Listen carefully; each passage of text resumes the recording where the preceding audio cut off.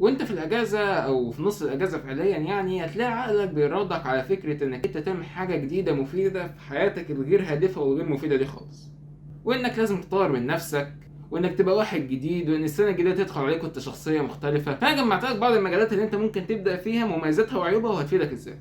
مبدئيا كده بعض الناس بيجي لها فكره ان هي تروح تتعلم طبخ وتبقى اشطر شيف والناس بتحلف باكلها، فابعد عن الفكره دي خالص. هتولع في بيتكم. ثانيا هتاخد لك كلمتين ما لهمش اي لازمه من ست الكل وهتزعل، وانت اصلا ما بتعرفش تعمل كوبايه شاي لنفسك، فابعد عن المجال ده خالص. تاني مجال ممكن تقولي هتعلم جرافيك، حلو، بس ما تجيش تكتب لي على اليوتيوب تعلم الجرافيك باستخدام الهاتف بدون رد، ده هط. مش الناس تبقى شقيانه سنين عشان تتعلم جرافيك وانت تيجي تتعلم بربع ساعه من على فيديو على اليوتيوب الطريقه، ومع الموبايل كمان. وبما ان جهازك، لو انت عندك جهاز ما يشغلش برنامج الرسام، بحب اقول لك ابعد عن الجرافيك وفاكس الجرافيك خالص. بس لو عندك جهاز اشتغل وشجعك عليه.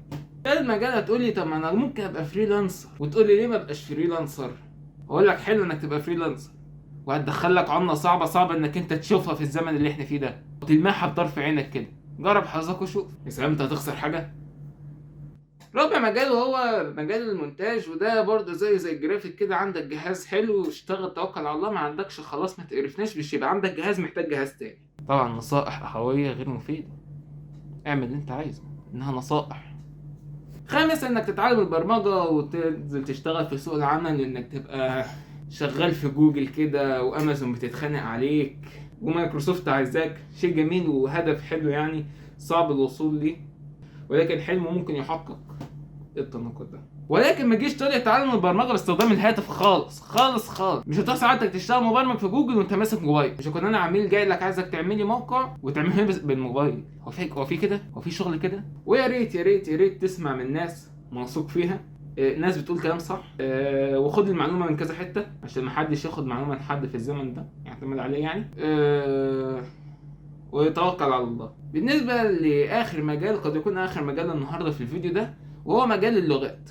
انك تتعلم لغه جديده. انت اصلا مش عارف تتكلم اللغه اللي انت بتتكلم بيها اساسا، انت بتتكلم ومحدش فاهم انت بتقول ايه زي كده. فتعلم لغتك يا ابني الاول، وبعد كده روح اتعلم اللغات التانية. مش تتعلم لغه جديده واحنا مش فاهمين الاولانيه الاساسيه وتمشي تصدعنا بيها في الشارع. لا بالسلامه انت وهي بقى. تابعا واخيرا عزيزي صديقي حبيبي اخويا المشاهد المتابع العزيز على قلبي، لو انت مش عامل فولو تعمل لنا فولو، مش مشترك في القناه تشترك في القناه، مش عامل لايك اعمل لايك، مش عامل لاف اعمل لاف، على حسب اي بلاتفورم انت بتشوف عليها اعمل من عليها. سلام.